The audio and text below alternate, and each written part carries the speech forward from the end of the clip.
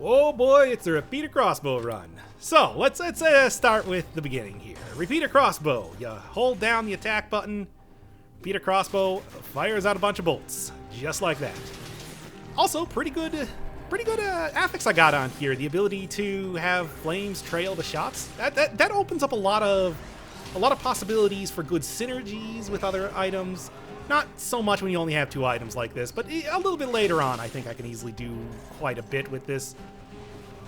Although, really, I would rather just have something like applies oil on enemies, or extra damage on burning, something like that. Because by itself, the ability to light enemies on fire is not all that good. So, I'm gonna level with ya. I don't like the repeater crossbow. Too long of a wind-up time. You have to sit there and let it do its work, which then you'll usually, run out of bolts really quickly on higher level difficulties without even killing the enemy. And there's no critical rating. It only scales with tactics, so you're not even getting like the extra health from brutality or survival. It is not my favorite weapon. However, that does not mean that I can't try to do a full run with it. I mean, come on, the entire thing with these runs is that I'm supposed to be testing things out, trying to figure out how to get to work best, how to... If I'm not giving it a fair shake, whatever, something like that. Also, now that I got a flamethrower turret, it's doubly not important to have that flames trail the shots. I think the real thing is that there is a very obviously comparable sort of item to the repeater crossbow, and that is the lightning bolt, which has a pretty similar sort of range. It has it's scaling with survival. Its legendary is just a free plus 100%. You don't even take 100% extra damage, it's just plus 100%. The legendary for this item is shots leave a trail of flames, which I just got rid of there because I have other things that can do that. And the thing is, that item I still don't think is very good. The lightning bolt I would much rather take a lot of other survival scaling weapons, or it does not stack up against a lot of tactic scaling things. I guess that's kind of how I'm going. But let's just see over the course of this episode. I'll tell you this, since it's post-commentary, I didn't really like it all that much, but hey, I don't know, maybe I'm just still looking at it wrong. However, another thing that I was looking at that I thought that might work in this weapon's favor is taking that wrench mutation that I grabbed in the first area. Wrench, when there is an arrow stuck in an enemy, you can take it out with a melee weapon, doing a little bit of extra damage. That's also why I grabbed the spiteful sword right at the start in the starting area there, because I knew that I wanted something quick that doesn't have big wind up or like huge combo or anything. I would have preferred like a assassin's dagger or whatever, and in fact I was trying to go for that one right there, but didn't get the money for it. But yeah, Spiteful Sword's still very quick, very good for getting that good wrench synergy in there. However, I think that over the course of doing this, I kind of figured out that wrench actually would probably work best if I was building a primary... okay, so here's the thing. The repeater crossbow can put a lot of arrows in an enemy. And on higher level difficulties, those enemies, even after taking a full salvo of arrows, will still not die, which means that you can get a lot of usage of wrench out of that. It doesn't take all the arrows out at once, it takes one out each time. So it's pretty much a huge damage modifier to your melee weapon, which is why I think that the way I should have been using it was mostly using melee, but then opening up every battle by shooting a whole bunch of arrows into an enemy, you see?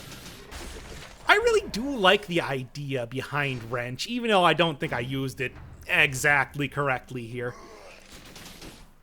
Because wrench is a type of mutation that really encourages you to use an item that is not, well, at least not normally scaling with, oh, come on, really? Right in there? Now I'm down to half health, jeez. Alright, well, whatever, anyway, that's... By the way, that becomes a theme throughout this entire series, but also this episode. Ugh, spikes, my eternal enemy. So anyway, yeah, it encourages you to use something that wouldn't normally scale with the color that it provides. A wrench, for example, is purple scaling, but it pretty much requires you to have a brutality scaling, because the only other thing that you're going to get that is purple scaling in melee is a frantic sword, scavenger sword, whatever they're calling it now. I'm going to learn these names eventually, just not today. Let's just go with that. Ooh, close. But anyway, yeah, it's either that or it's a curse sword. And I'm going to say, curse sword's maybe not the best idea. But also, frantic sword is not the quickest sort of sword that you can get. It has a bit of a wind-up time to it compared to something like the spiteful sword here, or a dagger or whatever. So you really want to use a brutality weapon with this tactic scaling, a mutation, which is super neat. I would love to... I thought about it a bit, still not entirely sure how I would want to, like, what other mutations you could see that kind of, you know, encourages you to dual class like that, because I still think dual classing does have kind of an issue in this game, where if you're putting all of your damage into one basket, if you're betting it all on black, as it were, you're going to want a black scaling item. Regardless, you're not going to want to take something that's not black scaling, because you're just... And if you split out your stats, you're not getting as much damage as possible, because you can just do the calculus right there, figure it out pretty easily. Now, don't just roll off of that, you stupid idiot.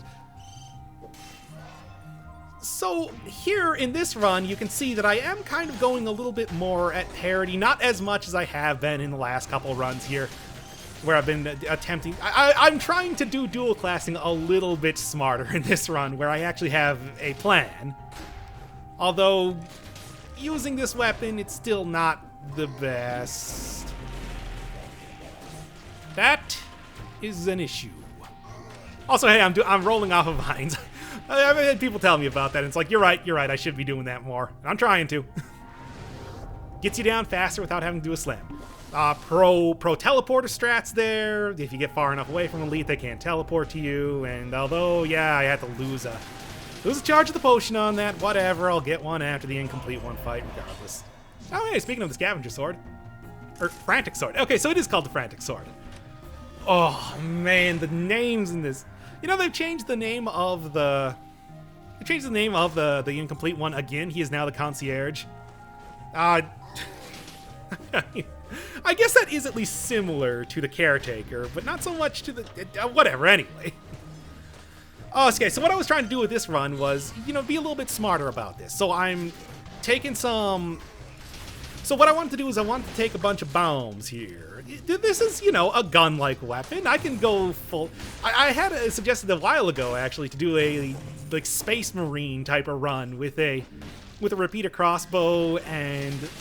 you know, infantry grenade, heavy grenade, and maybe, like, I can't remember what the other thing was, the other main hand slot was. So I was thinking, you know what? That could be pretty fun, because release all arrows would be pretty helpful. It's fun to do a theme thing, and I want to try out some more stuff with dual classing, and having a brutality scaling sword works well with the whole wrench build that I was trying to go with here. I don't think it worked out super well. One of the things that I was... Spike again. One of the things I was trying to go for here was replacing that... flamethrower turret then with a flame grenade to try to get a little bit of extra damage reduction too, but I mean, this is definitely not going to be, despite being, you know, a Space Marine build here, it's not really the most tanky either. It's in spirit, it's not in practice, the Marine is.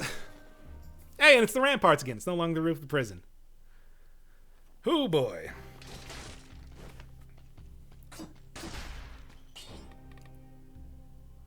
Yeah, I mean, there's... Heavy grenade is really something I would much prefer to take with... in a survival build. I mean, I've always said that when you're... Like, I would like to see more things be dual class too. And I do like seeing things that are dual class, but I feel like there is a very specific order of how you want to build your build if you see a dual classing weapon. I'm obviously not using the heavy grenade as a primary here. Oh, wrench didn't quite kill him in one shot there. But yeah, obviously I'm not using the heavy grenade as my primary damage source here. If I was, I would probably say I should be building survival. That way you get the most damage out of it, and that way you get the most Or, yeah, you get the most damage, at the same time you get the most health. You don't get very good mutations, which is really the only reason why you should not build it pretty much survival, brutality, tactics for the most health, because they all get the same amount of damage, but I don't know. I think it's something better suited for a survival build, probably a survival build with the acid nerves, nerves of steel, because that does, in fact, use ammo, unlike the well, I suppose the longbow also uses ammo, but it is also so slow that you'll generally get that ammo back before you need to use it again. I went with the grenade cooldown because I was planning to do grenades, and I went with wrench because that was the plan in the first place. The other one I was thinking was either tranquility, but the repeater crossbow does not have the best range comparatively. Yeah, I guess. Yeah, it does not have the best range comparatively. It's shorter than a lot of other bows that you can use. Ooh, ooh, ooh. Will I get it? Yeah, I did it for once. Yeah, I screwed it up immediately. Well, there goes another potion usage. Whatever. Oh, hey, at least I got that one that was causing me a lot of strife. Consternation? Consternation. I don't use that word enough. So tranquility doesn't work as well with the repeater crossbow due to that, and I guess double ammo.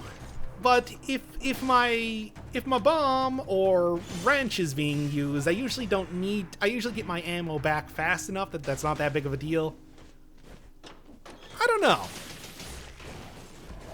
I guess I could have gone with the support for the extra damage when I throw down the flamethrower turret, but flamethrower turret is not really something that I wanted to keep for a very long time anyway, especially now that I have Artificer. So, I don't know. Guess it all really depends. Great. This is just what I want. Flamethrower turret really has been improved by a lot here. Definitely pretty impressed by the amount of damage that you're getting out of it now. It used to be that it was just totally terrible. It did almost nothing. Although I do also have the spread oil on enemies, which I'm sure is helping quite a bit too. I don't know. I'll save it for the flamethrower episode, though.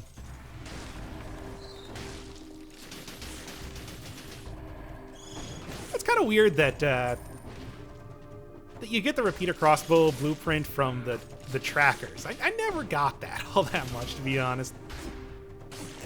I guess the idea would be that there is that, as you saw in Allah's the Corrupted Edition mod, that there was apparently considered for a while a version of the tracker that would throw kunai at you. Maybe that's where it came from? Yeah, it's weird. Despite being also a very rare blueprint or whatever, I got it really quickly, and I think most people tended to because, you know, the trackers are just everywhere at this point. And finally, fire grenade. Only a plus, though. Would have liked to have a bit more than that. Ah, well. I think this will lead down to Curse Chest? Or at least the food shop, which will be helpful because I have been blowing through a lot of potion charges right now for very little reason. Mostly due to traps. But yeah, I don't know. Maybe also trackers were planned to have some sort of... Maybe trackers were at some point planned to have some sort of range attack that wasn't just the kunai master versions. It does make me wonder.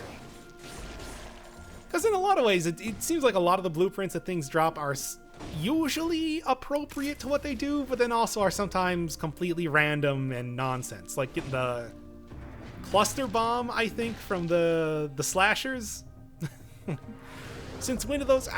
they have a... It would make more sense if they drop crushers or something like that. Because the third hit on their combo will, you know, allows them to do that. At least create something akin to a crusher. I don't know. Really wonder, that was super lucky, like damn. Yeah, I really wonder if there was something more planned. Or how the assassin drops the 2 ice-based items, the ice shock and the ice crossbow, which makes absolutely no sense because she has no ice-based anything. So what is that? Oh, not the assassin, I'm sorry, the Timekeeper. Curse chest. I considered it there, but I eventually decided to go for it because, one, I want that money for re-rolling, or definitely for buying another repeater crossbow in the future. I didn't think it was very good at the start of this run, still don't think it's very good right now, so I might as well try to get the highest version of it possible. Wow, totally whiffed that bomb. Yeah. Stomp, still amazing damage against these flying biters. Not against everything, but I remember when the Brutal update first came out, and I was like, yeah, best way to take care of corpse biters and flying biters here. Just stomp them. There we are. Curse chests, given that much needed extra health, which is pretty much what I'm mostly using for these days, or kind of a promise of health in the future. Because I'm eventually going to be like, you know what, I don't need to one-shot everything. I would rather not get one-shot myself. Something that might come up a little bit later. I don't know. Let's just say that there's a... This run gets a lot more thrilling in the later part of it, somehow. or at the very least, a lot more stressful. Still getting a decent amount of damage out of the oiled stuff there, which is good because... you know, I'll say this. I've had people ask me about doing, you know, tier lists or like a ranking of the best items or stuff like that. And I've never wanted to because I always think that, I don't know, it might be a little too sensational, a little too clickbaity for the channel. But also, the second that you give anybody a number, it's like, it's no longer repeat a crossbow, it's now a 3 out of 10. You could easily go take that 6 out of 10 there, because that's just a 3 out of 10. You know what I'm saying, where it's so easy to just take the number. Concierge, there you go. So easy to just take the number and make it just that. I don't know, I like forcing you to watch an entire hour-long episode to figure out my thoughts, or at least the very first 10 minutes of one. That way you can't say that I didn't give you the full context of it. Yeah, this is definitely the first point when I realized that I was not taking out... I was thinking that there was going to be a huge explosion of arrows when I hit an enemy that is fully arrowed up like the concierge here. And then he'd take a huge amount of damage. But nah, it's only one arrow each. At least I'm getting a decent amount of damage out of that. I'm thinking that's almost more because of the oil synergy than anything else. I don't know if oil actually scales at all with fire. Like, is this tactic scaling oil, but brutality scaling fire? I can't imagine. I think it's probably just a flat thing, but I don't know. What if it wasn't? You gotta come up with something the 500th time that you're fighting the incomplete one. Concierge, Homunculus, Caretaker, Bridge Guardian. And he's down. Oh, what was the legendary here? I forgot. Ooh, that could be good. And in fact, I wasn't getting all that much out of the heavy grenade there, so... Ah, well. Oh, hey, it's back to the Slumbering Sanctuary. Totally forgot about that. Plus 100% on burning target, too. It's too good with the... I know it doesn't fit in with the whole Space Marine. That's why I didn't open this up with being like, oh, I'm going to do a Space Marine run. So, please forgive me on that. I'm going to do a I'm going to do a Flame NATO run. Come on, that's cool. It's a real thing, right? Whatever. Up into the old Slumbering Sanctuary. Get that proper double S's there. That's... You know, thinking about it now, it maybe not the best way to describe it. Anyway.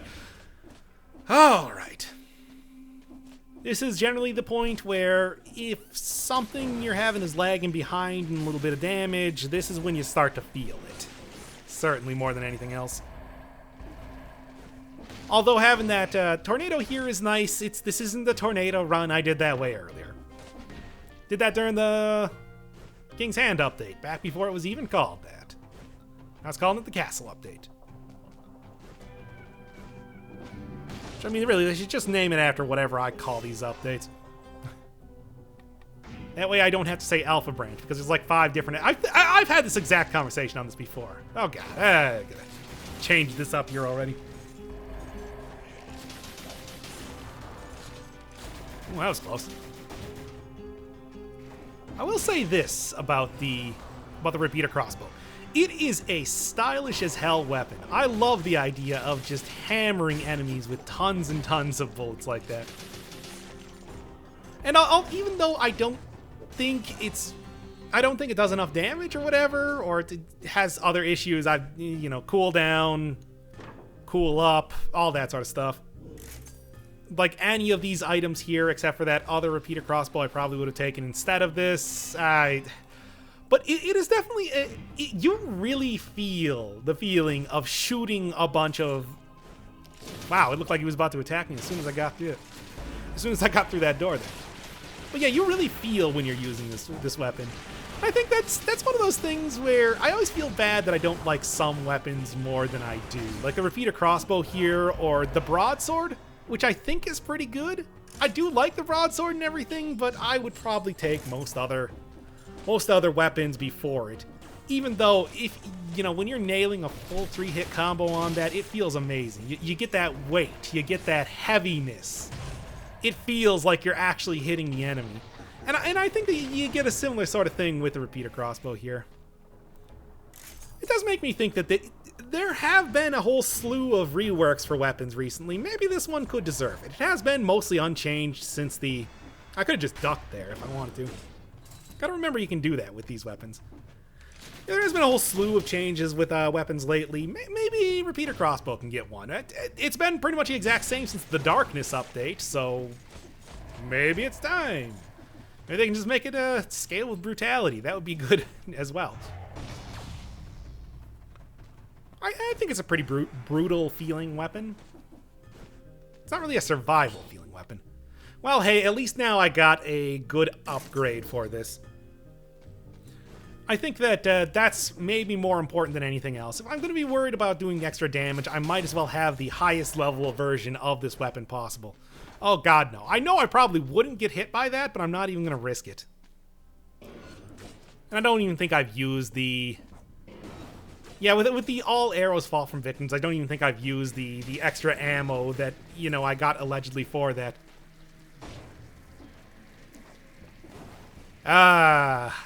The good old, I guess you could call it the curse dance.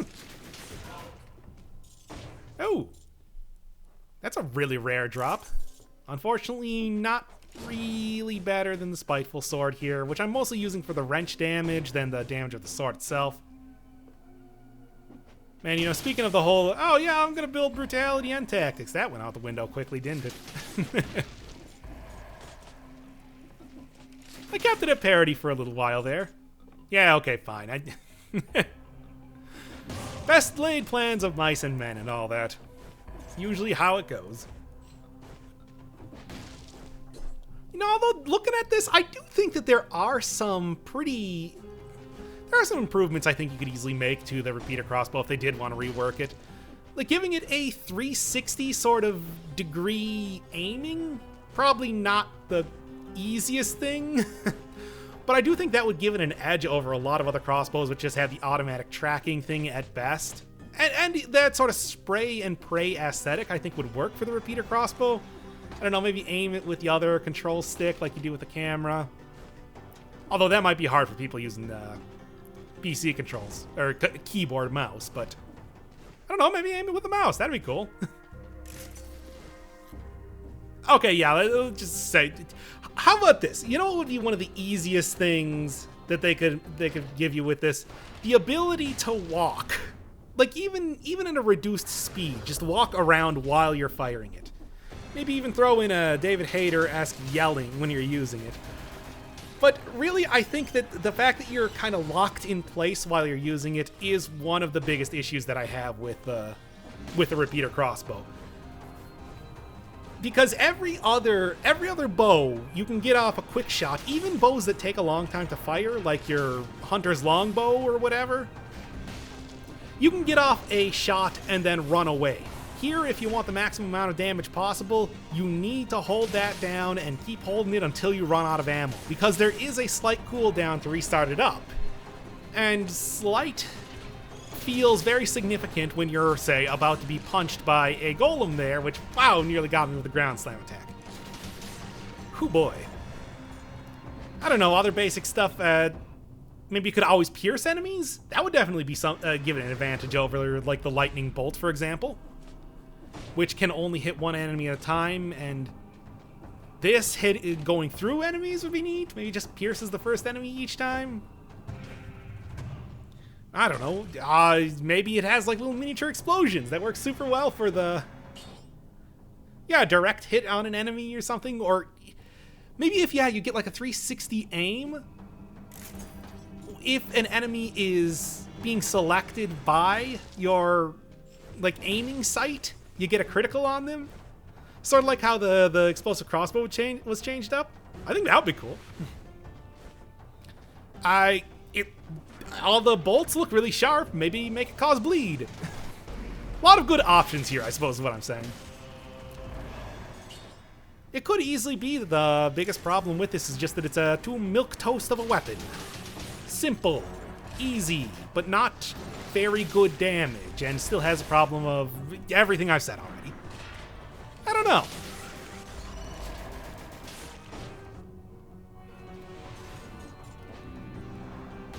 Probably should go up and get that amethyst, but oh man, it's already been nearly a half hour. I'm not even in the Sepulchre, yeah. Always want to. I've been going to the Sepulchre a lot more lately, just because I think it's fit really well with the type of items that I've been using. And although you can totally get a lot of good stuff from the is it worth it? No. You can get a lot of good stuff from the clock tower. There's always a guaranteed curse chest. There's always a guaranteed item as soon as you get in there, so that's something. But you get the time door here, you get a ton of scrolls, you get a ton of... And it's all pretty simple, even though you do have to run back and forth a lot. I don't know. It's really just the darkness mechanic that I think that makes a Sepulchre, which, by the way, hey, is that the Englishy type of spelling of it now? It's no longer Sepulchre with R-E? Hooray! They changed it from the catacomb/tomb, so I don't know. Honestly, I do not know. You know what? I'm going to look this up here. Again, post-commentary, I can do that.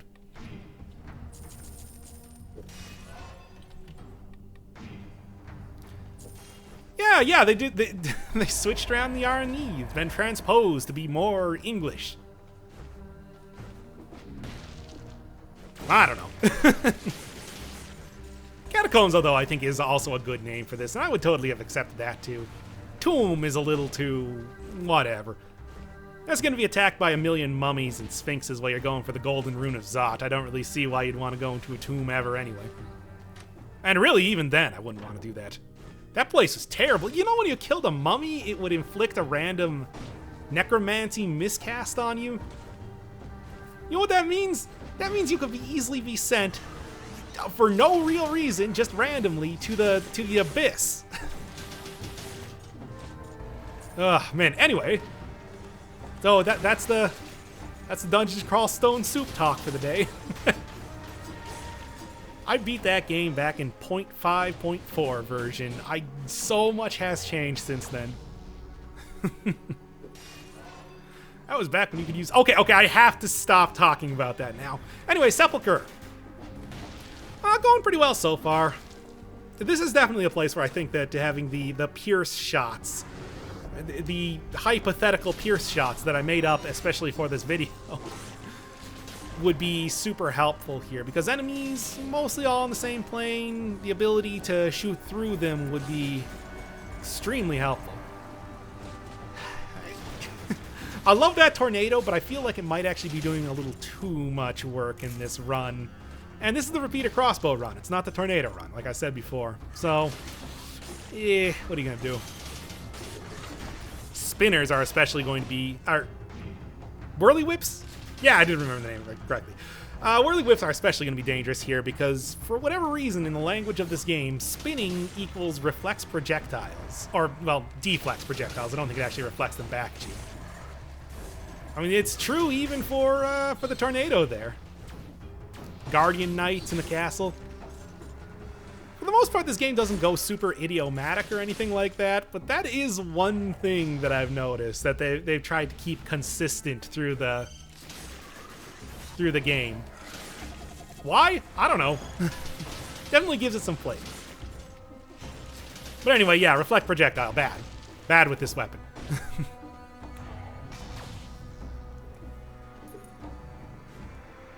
I think that also, especially in this area, the shortness of the weapon you can feel a lot. I think that when I get to the hand fight, there is actually a point where that was close.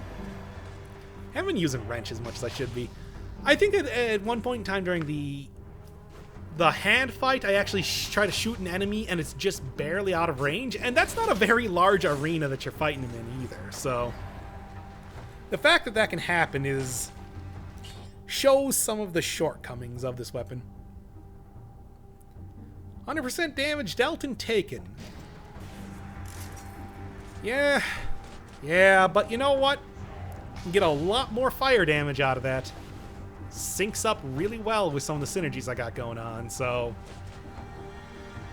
Plus my health isn't that bad? Okay, it's pretty bad right now, but, Alright, you know what? I don't know why I took that. Maybe it was a bad idea. And as you can see right now, it was definitely a bad idea. Ah, well, get a upgraded anything in that slot, I think getting an upgraded anything in that slot would be more helpful than just keeping the same grenade anyway. So, yeah, what are you gonna do? I considered taking it instead, but I would much rather have the synergy and the extra damage, even if I might be taking a little bit of extra damage with that. I mean, as long as I kind of know where I'm going, it's pretty unlikely that I'm going to be slammed with a whole bunch more darkness damage anyway.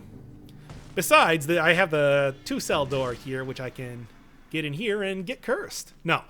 Which I can get in here and have a free sort of emergency light usage, if necessary. Which is good, because this is a surprisingly light deficient area. Especially where you need to go through a bunch of traps like that, too. Ooh, barely had that spinner be caught by the... getting caught in the secret entrance there. Yeah, barely had the spinner getting caught there by that tornado. Yeesh. And no easy way to teleport back. Great stuff. You can see near the beginning, that would lead to a shop, which... I think at this time I was thinking, alright, I should probably go hit up that shop just to see if I can replace this flamethrower turret. It's not...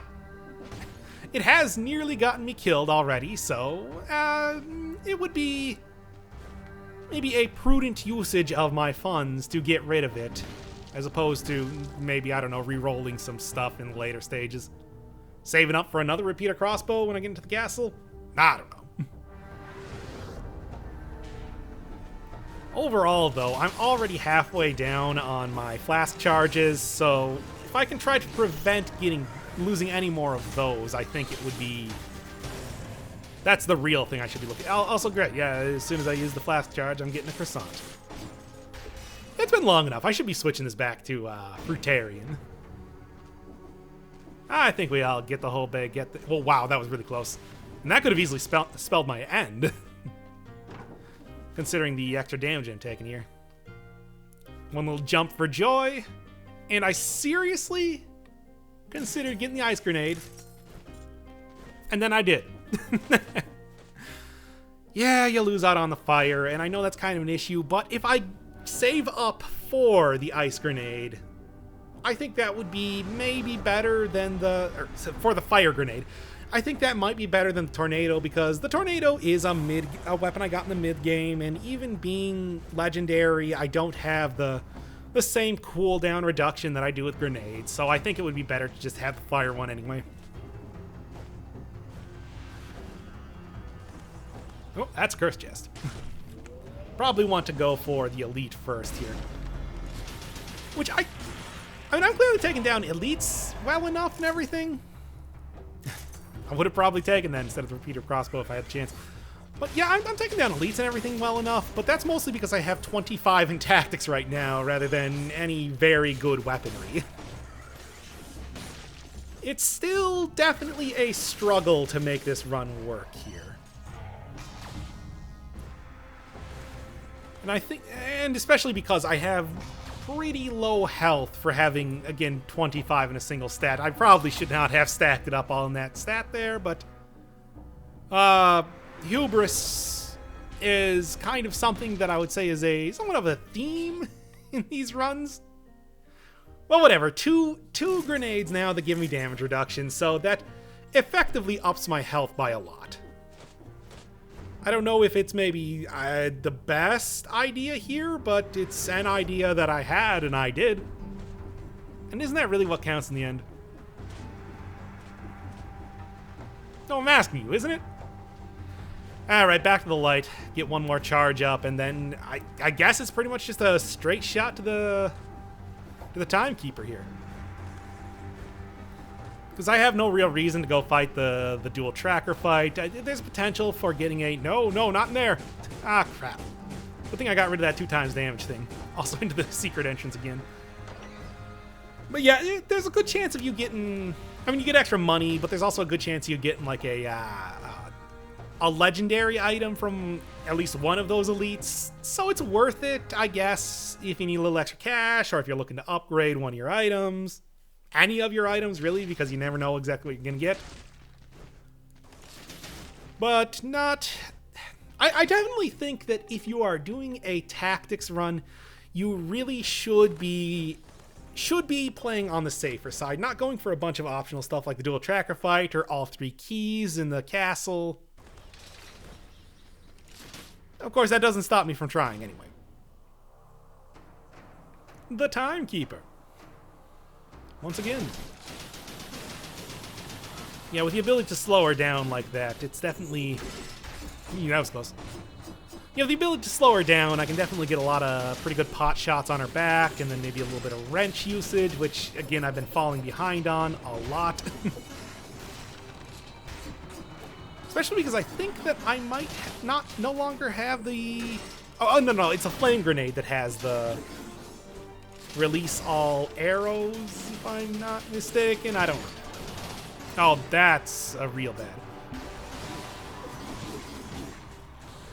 Okay, come on. You only got 2 more flask charges here. This is not the time to be getting hit by the chain grab.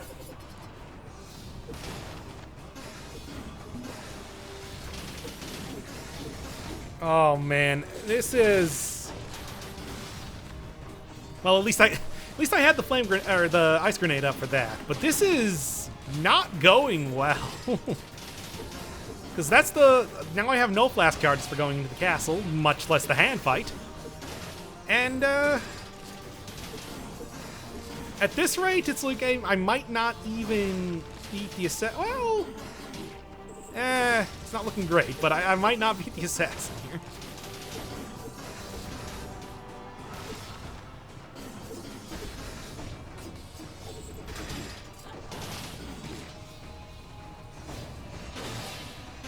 Like, literally 1 hit left. Come on. Jeez. Oh, man. What a great item that I can't pick up. There have been what, 2 good pyrotechnics that I could have easily picked up, and even at the extreme glass cannon that I'm working with right now being less than 1/3 of my health with no potion recharges, I probably could have made this run work with that. Would have required that I got hit by nothing, but... You know, what are you gonna do? Yep. Yep, I'm going for it. Low health? No potion charges? Oh yeah. It's desperation tactics time.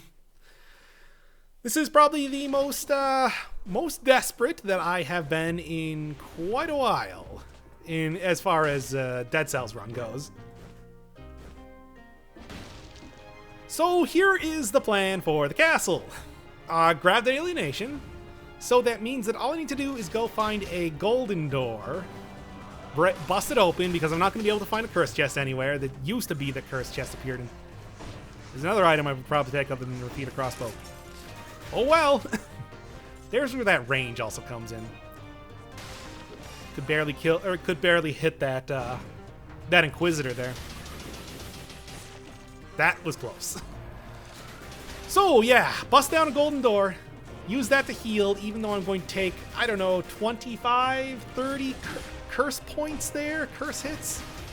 Then I have to deal with all of these very aggressive, pretty long-range enemies.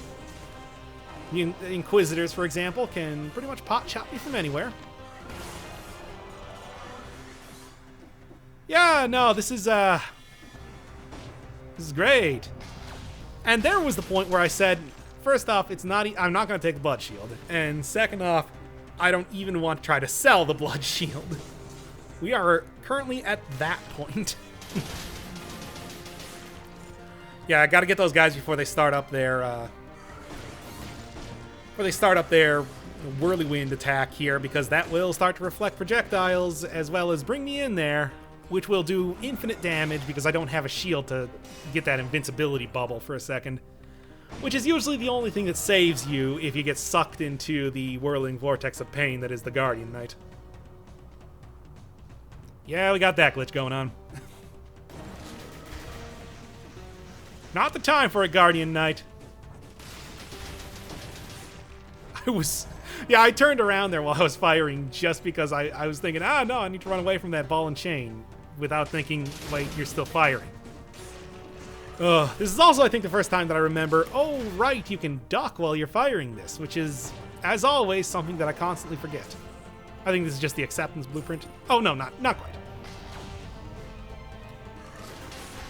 I'm always a big fan of desperation tactics. You know how bosses get like a second form where they turn into a big lizard or something? Or a demon or whatever? It's the equivalent of that for the player. Where you say, okay, I'm probably going to lose, so let's get super desperate. And start going extremely risky with the play here. So, I mean, what do I gotta lose? Well, I'm gonna die anyway at this rate. So I'm gonna curse myself for 30 curse points. And that's, which, you know, it has been super successful so far because I can't seem to find any of the golden doors anywhere. I did, you know. Dead Cells gives and Dead Cells takes away. I just think about how many times that I've gotten extremely lucky with how I played during, like, points where I need to go find X weapon or get X thing. Manage to get it right before I need to start recording again. I suppose I don't know how you could imagine that because I don't record that. The magic of video editing, everybody. It's funny that I still get some people asking me occasionally, like, "Hey, wait a second, why did you just start the hand fight over again? Since when did the game do that?" It's like, oh no, that means I did editing good. Well, crap. Double extra desperation tactics now. You know, I'll say this, when you start trying to do the whole LP game here, you'll learn pretty quickly to appreciate when there are fades to black in video games. It's as if the game creators were saying, please put an edit point right here. Thanks, Biter. That was totally necessary to bust down that door. I was only going to use it to try to get that catcher off guard there, but oh god, that was close. And I think that not even getting hit by the catcher's giant scythe thing, but just getting hit by the chain alone, the damage would probably kill me. Oh boy. I remember thinking at this point, there's a certain amount of, there is no way at all I'm going to be able to fight the hand. but I can at least get to the hand. Even though even though golden doors have been surprisingly scarce right now. Frustratingly so, I would say. You know, it's honestly safer to just try to bait the Lancers into doing their... Oh, hey, there's a golden door. It's honestly safe to just bait the Lancers into doing an upward or downward strike, because that doesn't have a multi-hit combo associated with it.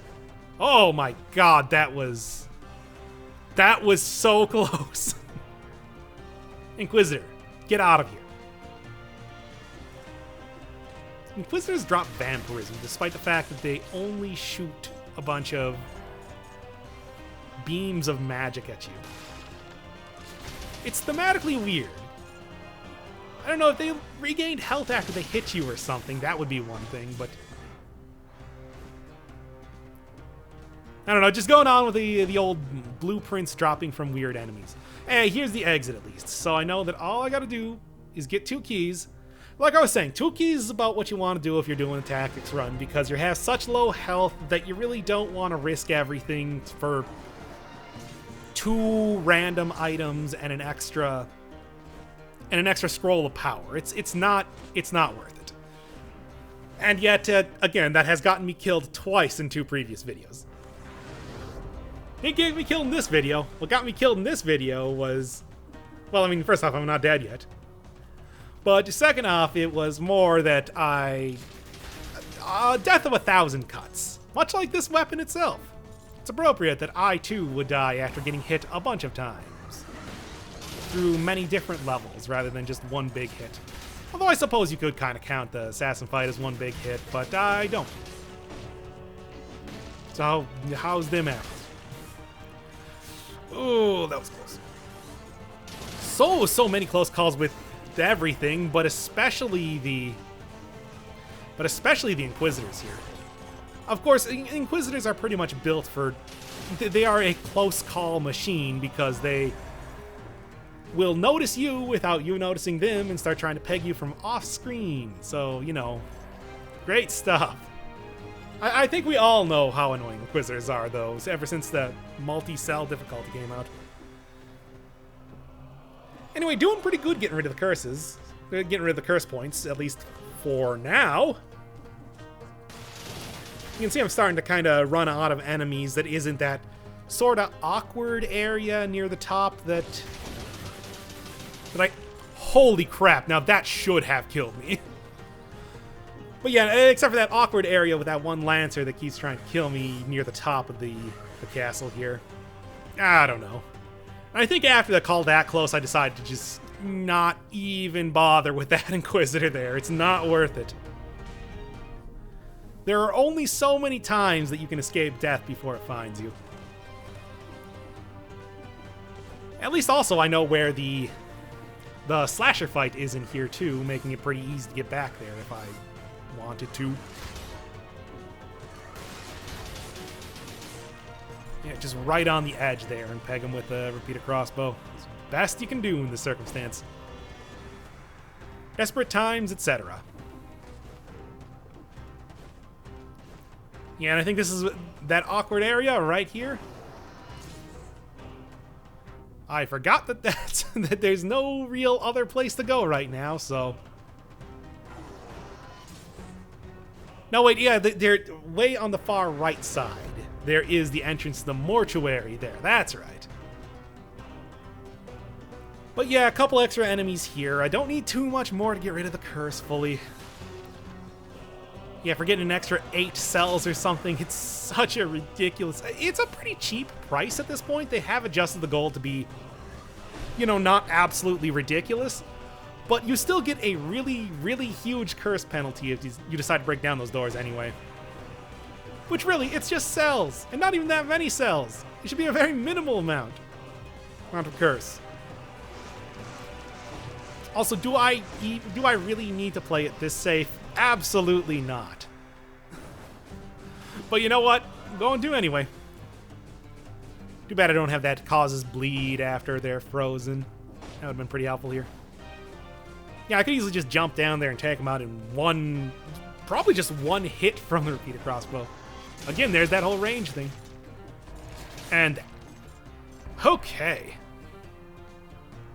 And here I just decided, you know what? I'm going to wait for the ice grenade to get back up. Because this entire run has now become a slow ride. Taking it easy. To the point that my computer actually went to sleep there because it's been so long. Great timing, man. Also, what? That didn't cause Da Vinci to crash? You sure? Because everything else does. Ugh, two more enemies. It's well, there is that one area with the Lancer and the other dude, or I can just go into the botanic laboratory and just take out like 2 enemies right here. I think. Yeah.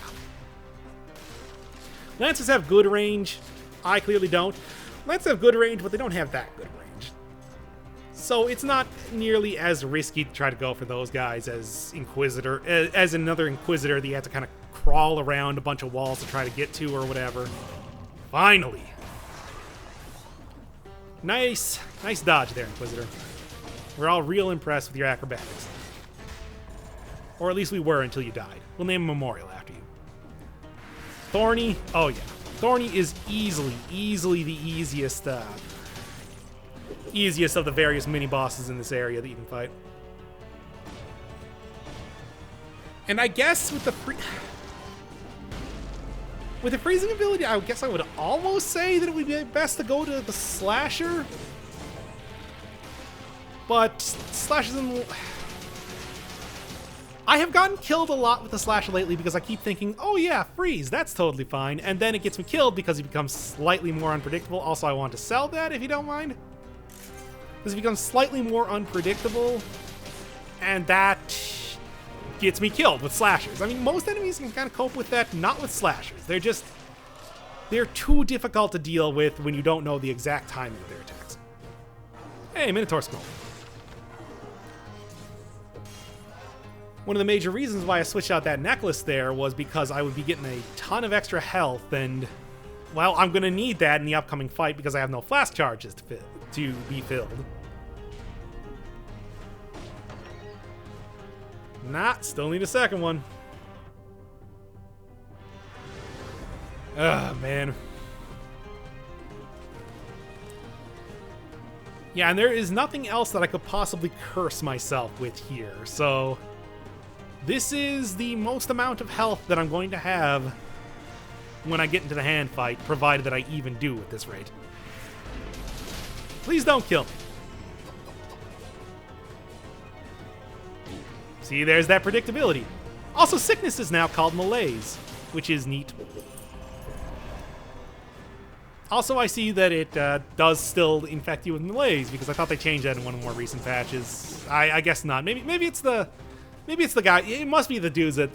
The patch notes must have been referring to the dudes that he summons during the Execute the Intruder phase, not the mini-bosses.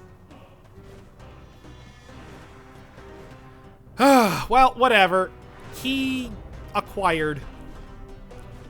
And I think at this point, it's clearly not worth getting the third key, because that would probably get me killed. If I even got hit twice by those guys, much less getting killed, that would get me killed from the malaise alone.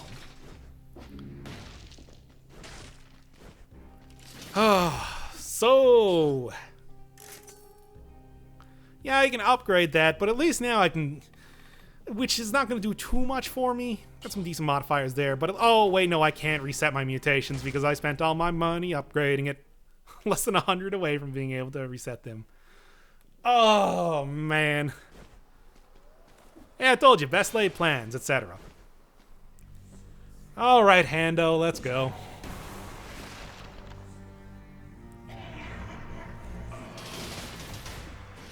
You can already see that, well, the damage isn't actually all that bad, but the ability for him to reflect hits is not really doing me any favors. Or deflect hits. Doesn't actually reflect them towards you or whatever. Really should have just gave up the whole idea of using Wrench here, because with the whole invincibility phase and everything, I don't really get too much out of being able to hit him with the, well, I guess the balance blade now, which is a roughly similar sort of speed, so it's a good replacement if nothing else. Hey, and you can see there that the bombs weren't too much damage. So, you know, hey, maybe there's a chance. I mean, look, the fact that I got the hand in the first place is kind of a miracle by itself. Let's be honest here. Dive attack still being absolutely perfect for taking down the banners. Yeah. Okay. Yeah, dive attack still being really good for taking down banners, but so I don't have to waste a bunch of my time. Oh. Ooh. One hit left. It's like, don't have to waste a bunch of time setting up the... Nope. Yeah. Couldn't... I mean, it was a long shot, but I feel like I did pretty good for what I was working with there. So yeah, here's a much, much better build. I tried one build prior to this where I went, I think, like 30 in tactics, and I was so low on... I was doing a ton of damage, but I was so low on health at that point that it was just... I think I got killed in 2 hits. So I decided to go a little bit heavier on health here. At 7 and 12, you can see, along with a pretty good shield, which gives me a lot of damage reduction, blah, blah, blah. And some turrets, because turrets are very powerful. Also get some extra damage because it's a... Oh, come on. Stop getting hit so much, you coward. Well, there go the 2 flash charges immediately. So you can see that my brilliant plan here was, in fact, brilliant.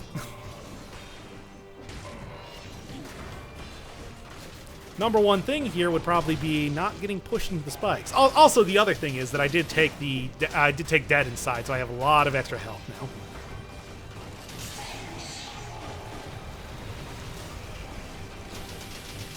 Good synergy on the flamethrower turret. I think I got plus 100% on burning target. Yeah, you can see right out of range there. Well, slightly. Okay. Yeah, baiting out that attack is really helpful, let me tell you. Yeah, you can see, even with this pretty balanced build and everything, he is taking quite a while to fight still. I mean, he's a very tanky guy, but compared to a similar, other similar sort of... Oh, that's great. But compared to other similar sorts of builds that I've had with tactics at the same stat level, I've had easier fights. Although, ultimately, I think a lot of that came down to the fact that I fell in spikes at the end there. But, let's just ignore that. Yeah, even in the best circumstance that I could come up with, I just don't think it's that good of a weapon. Oh, well, maybe it'll be changed up later. Maybe there's something I'm missing. Maybe it's just not for me. You never know.